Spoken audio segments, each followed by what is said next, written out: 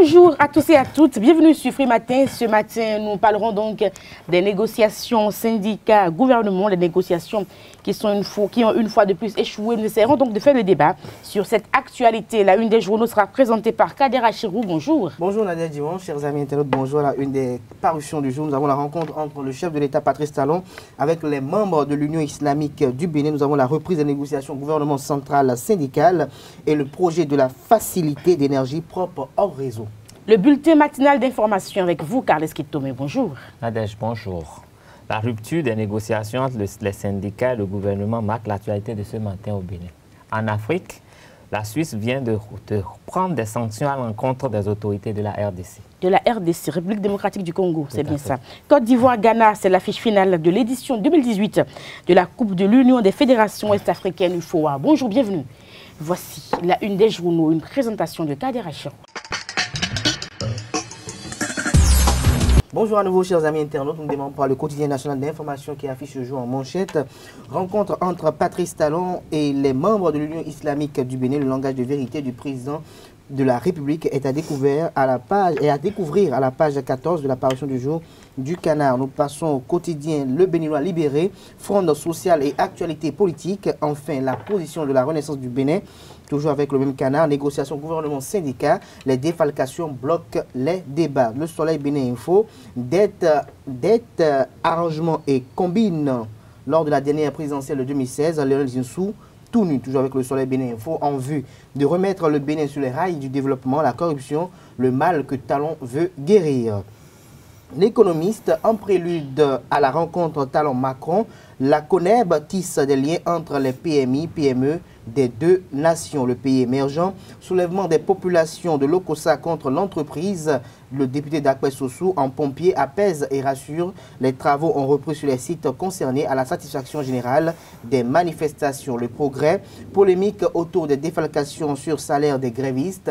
La bonne foi du gouvernement est à découvrir à la page 3 de l'apparition du jour du Canard. Toujours avec le progrès, dette envers le président fondateur du groupe burkinabé Ebomaf. Les liens de Lionel Zinsou saisis, les biens de Lionel Zinsou saisis. Le télégramme en détournement de deniers publics, surévaluation, fausse facture. Nadine Dako, Jean-François Gauthier, Arnaud Gaunto, tous arrêtés. Dayory et Fayon libérés sous convocation. Certains administrateurs convoqués pour ce jour, nous apprend le Canard. Matin libre.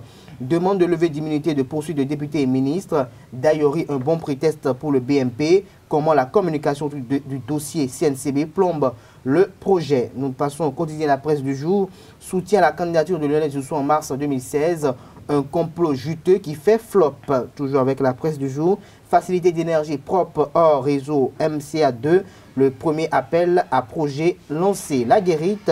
Mairie de Cotonou, un natif d'Abomey pour remplacer Léa Divinayon Soglo Jakpata. Grosse révélation de la lettre du continent sur le candidat de la continuité. Lionel Zinsou avait-il contracté 16 milliards contre des marchés à Ebomaf? S'interroge le journal en manchette.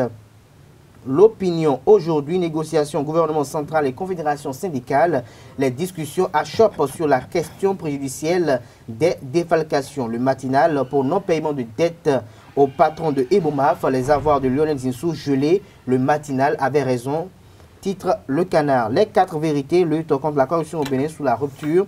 Talon ne protégera personne. La corruption fait perdre des milliards à l'État chaque année. Nouvelle expression.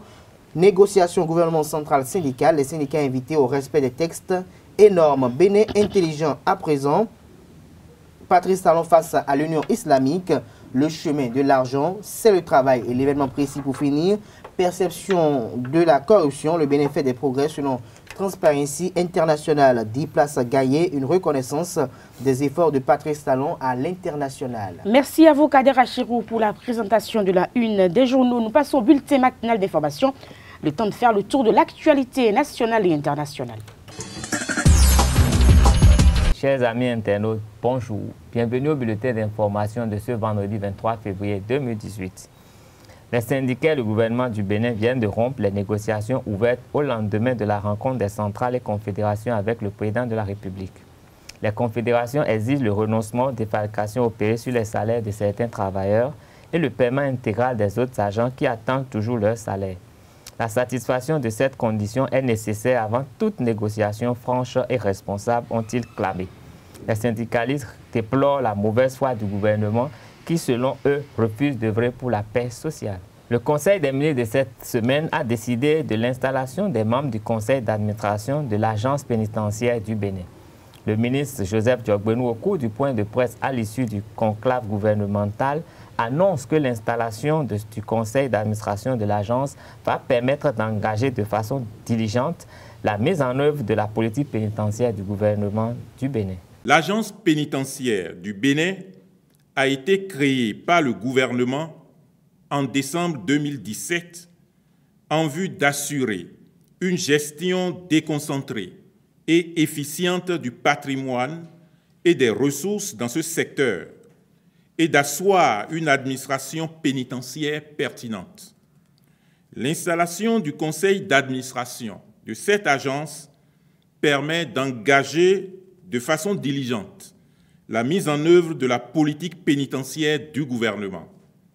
En perspective, l'accentuation des efforts en vue de l'amélioration des conditions de détention dans notre pays en les élevant aux normes internationales prescrites en la matière. Le garde des Sceaux, ministre de la Justice et de la Législation, est instruit à l'effet de conduire efficacement ces réformes. Le service de la régie principale de la mairie de Cotonou s'occupe des recettes fiscales de la ville. Il joue un important rôle dans le budget de la commune. Quelles sont ses ressources et en quoi l'opération de déguerpissement opérée à Cotonou a-t-il impacté ses prestations? Élément de réponse dans cette intervention. Ce service est dénommé service de la régie principale des recettes.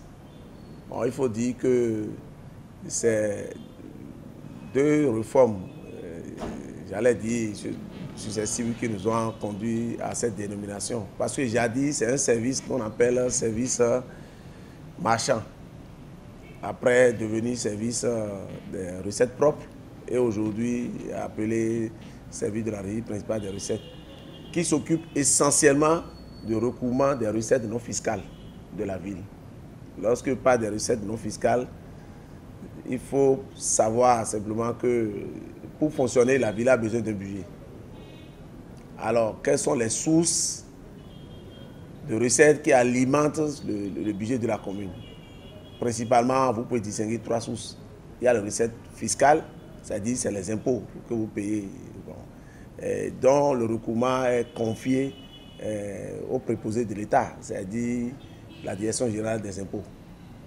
Nous payons peut-être une contrepartie pour contribuer au fonctionnement de ces structures-là, mais ils recouvrent les impôts pour le compte de la ville. C'est ça que nous classons dans la catégorie des recettes fiscales, c'est-à-dire la patente, la licence, les contributions foncières des immeubles bâtis ou non bâtis. Donc voilà ce que l'opération qui a été menée contribue à la salubrité de la ville, à l'assainissement de la ville, si la ville pourrait gagner ça. Parce que je vais vous donner l'exemple. La comparaison est simple. Lorsque les occupants étaient sur ces espaces publics-là, et comme je vous ai dit, l'administration ne fait pas de commerce, combien de redevances on recouvrait? Je donne un exemple. Si je recouvre auprès de ces usagers 1000 francs, maintenant si l'entretien des ouvrages d'assainissement, la salubrité, ça va me sur la même portion de domaine occupé, si l'entretien et la salubrité doivent me revenir à 2000 francs, qu'est-ce que je fais? C'est dit que vaille, je donne satisfaction. Mais aujourd'hui, même si ça a un impact sur la modulation des recettes de la ville, mais si l'impact là, on peut penser que c'est un impact négatif, il y a le positif que nous avons sur l'assainissement de la ville, sur la salubrité de la ville. Donc, en contrepartie, quand je mets les deux dans la balance, je trouve que il n'y a pas à polémiquer, il n'y a pas à se plaindre pour dire que ça nous a créé des mains, mais en mettant les deux sur la balance, il y a le cadre de vie des populations qui vient d'être amélioré, qui vient d'être assaini. Hors de nos frontières, la Suisse vient de prendre des sanctions contre 14 personnalités proches du président Kabila. Le ministre de l'Information, Lambert Mende, et 2 anciens ministres de l'Intérieur, Ramazani Shadaï et Evariste Bachat, et 11 autres personnes qui sont soupçonnées d'avoir commis des violations des droits de l'homme, d'avoir entravé le processus démocratique en RDC ou d'avoir orchestré la répression contre l'opposition. Ces sanctions ciblent également des personnes clés de l'appareil sécuritaire, dont le chef des services de renseignement et des officiers des armées et de la police. La Suisse emboîte ainsi le pas à l'Union européenne et aux États-Unis. L'État helvétique gèle les avoirs de ces personnes qui sont interdites de séjour et de transit sur le territoire suisse. L'Afrique du Sud fait face à une épidémie de listériose, une infection alimentaire qui a tué 172 personnes au cours des 13 derniers mois. Cette maladie transmise à l'homme par l'intermédiaire des aliments contaminés ou de l'animal à l'homme, dont les formes les plus dangereuses provoquent généralement la fièvre, les vomissements et des diarrhées, atteint plus rapidement les personnes âgées, les nouveau-nés et les femmes enceintes. L'État arc-en-ciel fait face à la pire épidémie de listériose de l'histoire avec 915 cas enregistrés et confirmés en janvier 2017. Ce sera tout pour ce bulletin d'information. Merci de rester scotché www.ezaotv.com. Merci à vous, Carles Kitomé. Nous allons passer au débat sur Free Matin. Le débat sur Free Matin, nous parlons donc des négociations syndicats-gouvernement. Les centrales syndicats, ou du moins les représentants, sont toujours fâchés, Carles Kitomé. Oui, tout à fait. Les représentants sont fâchés et je ne sais pas si on peut dire que c'est légitime. Ils sont fâchés parce qu'ils protestent contre les défalcations opérées sur les salaires de certains travailleurs béninois et ils voudraient que tout le monde soit payé de façon intégrale. Oui, c'est vrai, c'est une revendication. Pour maintenant, si la grève va perdurer tout le temps et que les gens veulent être payés comme si de rien n'était, je crois qu'il y a un petit problème. Les revendications, il le faut, mais il ne faut pas que ça entrave le fonctionnement de l'État alors qu'après on réclame tout ce qu'on aurait dû percevoir. Je pense qu'il faudrait qu'ils puissent essayer de couper la poire en deux, peut-être voir dans quelle mesure on peut faire cette défalcation, peut-être ne pas tout prendre et que prochainement, en voulant aller en grève et tout, ils en tiennent compte. Et qu'en tenant compte de ça aussi, ils n'aillent pas plus en grève tel que ça se fait, que les durées de grève soient réduites parce qu'ils savent que ça peut leur coûter quelque chose. Donc moi, je crois que les deux parties peuvent quand même s'entendre au lieu d'avoir ce dialogue de sourds qui nous amène dans une situation vraiment pas agréable. Kader Achirou, le gouvernement est têtu ou les Sénégalais sont têtus? Les deux sont têtus parce que quand on voit le discours tenu par le gouvernement, on a comme l'impression que le gouvernement aussi reste campé sur sa position et essaie comme de faire le minima en ce qui concerne les négociations. Au niveau des responsables des confédérations et centrales syndicales, nous constatons avec beaucoup plus de désolation et voire consternation qu'ils durcissent le ton malgré quand même les moultes efforts qui sont quand même plus ou moins remarquables du gouvernement dans l'aboutissement, dans l'élaboration quand même d'un processus qui va aboutir quand même à une finalité plus ou moins heureuse. Quand je vois un peu les revendications qu'on veut brandir, coûte que coûte, quand même on veut avoir quand même une avancée dans le dialogue, ces négociations ne sont pas, de mon point de vue, à quand même apaiser le climat social. Quand, comme l'a évoqué tout à l'heure Carles Kitomé, quand vous n'avez pas travaillé, on dit qu'il n'a pas travaillé, n'a pas droit au salaire. Quand vous n'avez pas travaillé, que vous avez passé le temps à faire des mouvements, à effectuer des mouvements de débrayage, qui soi-disant en suivant peut-être d'autres corps de métier, parce que vous estimez qu'il faut avoir une solidarité entre vous, et que vous paralysez le pays en quelque sorte à travers vos mouvements de débrayage, et que le gouvernement décide maintenant de défalquer, parce qu'il y a eu des réquisitions qui ont été effectuées, et que ceux-là n'ont pas voulu obtempérer, que le gouvernement décide de défalquer.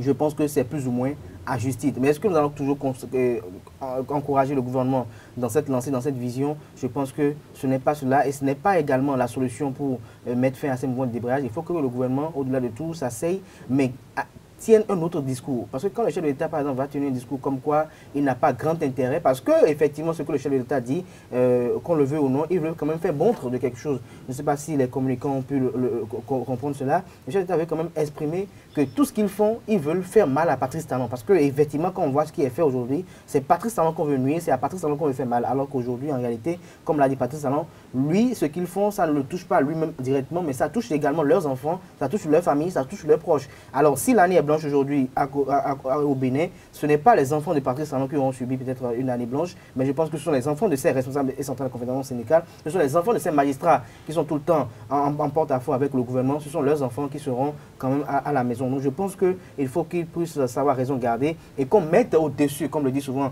Boniaï, l'intérêt supérieur de la nation au-dessus de toute chose et qu'on pense quand même au bonheur des populations et qu'on sache que le gouvernement qui est là aujourd'hui ne pourra donner que ce qu'il pourra, quel qu'en soit ce qu'on peut faire. Et il faut qu'on sache aujourd'hui que les temps que nous passons aujourd'hui sont des temps qui sont quand même modernes. Et quand on est dans la modernité, il ne faut plus quand même procéder des revendications avec des méthodes archaïques, des méthodes qui par le passé étaient quand même brutales, brusques, qui n'amenaient pas quand même soit plus les négociations dans un creuset assez concerté.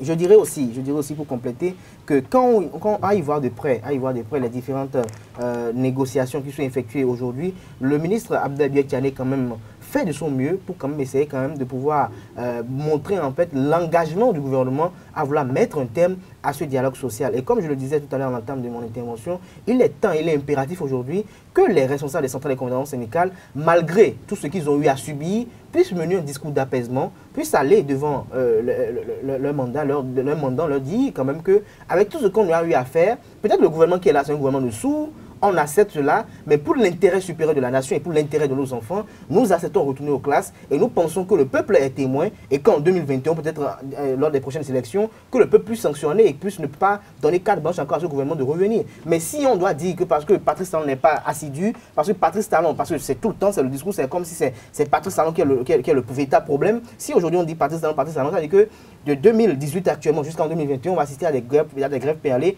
Alors, qui gagnera au finish, qui perdra au finish? Je pense que ça doit être quand même une réflexion qui va construire la boussole morale des différents. Merci à vous, Kader Achibou. Vous avez tout dit. Qu'est-ce qui tombe les élèves? Qu'est-ce qui deviennent dans tout ça? Ah, mais ils sont à la maison, ils sont à la charge des parents bien. Qui ne sont pas là eux-mêmes. Ils n'en profitent pas parce que je pense que ça leur nuit en fait. Les parents n'ont rien prévu pour eux, donc ils sont livrés à eux-mêmes et chacun fait ce qu'il veut. Et je pense que ça facilite même la dépravation. Et maintenant, il faudrait trouver des moyens quand même pour régler ça. Canaliser le plus important dans cette affaire, c'est que le gouvernement béninois doit savoir que la participation du peuple est importante en toute chose. Quelles que soient les mesures de bonne gouvernance que nous prenons, c'est bien la corruption, les gens vont en prison, la justice, tout. Mais si le peuple ne participe pas, le peuple n'adhère pas aux décisions, elles peuvent être les meilleures du monde. Si le peuple n'adhère pas, ça pose toujours problème et ça peut faire écrouler tout l'édifice. Donc, ils doivent savoir revenir un peu, mettre les freins, revenir un peu sur tout ce qui est fait et faire comprendre aux gens. Si les gens ne comprennent pas, bon, il faut aviser. Merci à vous, Carles Kitomé. Nous allons passer au sport sur Free Matin. Les sports sur Free Matin Olympiade 2017-2020, les 6 athlètes bénéficiaires des bourses de la solidarité olympique ainsi que les présidents de leur fédération ont donc procédé hier à la signature du protocole d'accord. Larios, bonjour. Bonjour Nadège, bonjour à tous. La cérémonie officielle de la signature d'accord entre ces athlètes, leur fédération et le comité national olympique béninois s'est déroulée à la maison des fédérations à Cotonou en présence du patron des sports au Bénin, le ministre Ovad Oumeki, et de quelques acteurs du mouvement sportif béninois. La karatéka Océane Ganero, championne d'Afrique en comité des moins de 55 kg, a au nom de ses bénéficiaires remercié la solidarité olympique. Elle a en outre pris l'engagement, toujours au nom de ses pairs, d'honorer le label Bénin. Suivez. Je vais remercier la solidarité olympique pour nous permettre de rêver. Parce que là, ils sont en train de nous permettre de croire davantage à ce rêve. Parce que tout sportif rêve de participer, ne serait-ce qu'une fois, au cours de sa carrière aux Jeux olympiques. Donc merci à la solidarité olympique. Merci au président du comité national olympique pour la confiance. Parce que certes, nous avons une bourse aujourd'hui, mais c'est une lourde responsabilité. Et nous promettons que nous allons honorer à cet engagement que nous allons prendre aujourd'hui. Alors je remercie le président du CNOSB. Merci aux divers présidents de fédérations qui aujourd'hui bénéficient de ces bourses parce que ce sont les athlètes, mais c'est aussi la fédération qui sera représentée à l'international. Donc merci aux présidents de fédération de nous amener jusque là où nous sommes aujourd'hui. Merci à nos entraîneurs pour les entraînements. Merci de croire en nous. Merci aux parents. en particulier à mon père qui est ici ce soir. Et je vais finir au nom de tous les bénéficiaires en promettant que ces bourses que vous nous accordez aujourd'hui ne seront pas vaines. Nous allons donner le meilleur de nous-mêmes pour ne pas décevoir, pour pouvoir vous faire rêver davantage, pour vous donner davantage de raisons d'être fiers des athlètes béninois et du Bénin. À la suite de la porte-parole des boursiers de la solidarité olympique pour le compte de l'Olympiade 2017-2020, le président du comité national olympique et sportif béninois, CNOS-BN, a expliqué les raisons qui ont amené le CIO à instituer les bourses de la solidarité olympique. Pour cette Olympiade, c'est une somme de 87 millions de dollars qui a été mobilisée au profit des athlètes retenus. Comme l'a dit la jeune fille, c'est donc le rêve de tout athlète au monde. Et conscient de cela, le Comité international olympique a pris des dispositions depuis environ 6 Olympiades. Le CIO, après chaque édition des Jeux olympiques, réserve un montant donné à mettre en place au profit des athlètes de tous les pays qui en ont besoin pour faire qualifier le maximum de leurs athlètes. C'est ainsi que pour cette Olympiade en cours qui a commencé en 2017 et qui finira aux Jeux olympiques de 2020 à Tokyo,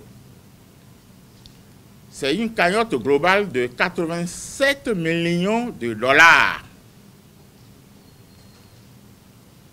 qui a été mobilisée par le CIO à distribuer pour permettre aux différents athlètes du monde entier de bien se préparer, de s'offrir tous les cadres et les installations possibles, meilleures installations possibles pour se faire qualifier. Comprenez que tantôt, je vous avais cité les différents types de Jeux olympiques qu'il y a. C'est à tous ces niveaux pour 206 CNO. Les deux types de bourses, c'est qu'il y en a, il y a des bourses qui permettent à ce que, selon le choix des comités olympiques et selon les performances reconnues par les fédérations internationales aux différents athlètes candidats, les athlètes sélectionnés sont directement affectés dans des centres de préparation.